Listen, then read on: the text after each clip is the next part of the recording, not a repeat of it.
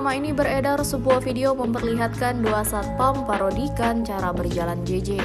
Fenomena Citayam Fashion Week membuat nama JJ akhir-akhir ini sedang banyak diperbincangkan usai terkenal dari kegiatan tersebut. Video yang diunggah oleh akun Instagram @lucu.abis pada Senin 25 Juli 2022 itu viral dan menyita perhatian warganet yang melihat postingan tersebut. Terlihat dalam video yang viral di media sosial, dua orang satpam memparodikan cara jalan JJ dan teman-temannya di atas zebra cross kawasan Duku Atas, Jakarta Pusat. Potong bebek angsa, tulis akun tersebut. Di awal video terlihat JJ yang berjalan bersama tiga teman laki-lakinya melewati zebra cross. Saat itu JJ mengenakan baju kaos berwarna hitam dan celana jeans abu-abu. Video itu pun dipotong dan ditambah dengan aksi parodi dua orang satpam pria. Yang satu memakai rompi bertuliskan satpam, sedangkan yang satu lagi hanya menggunakan seragam satpam.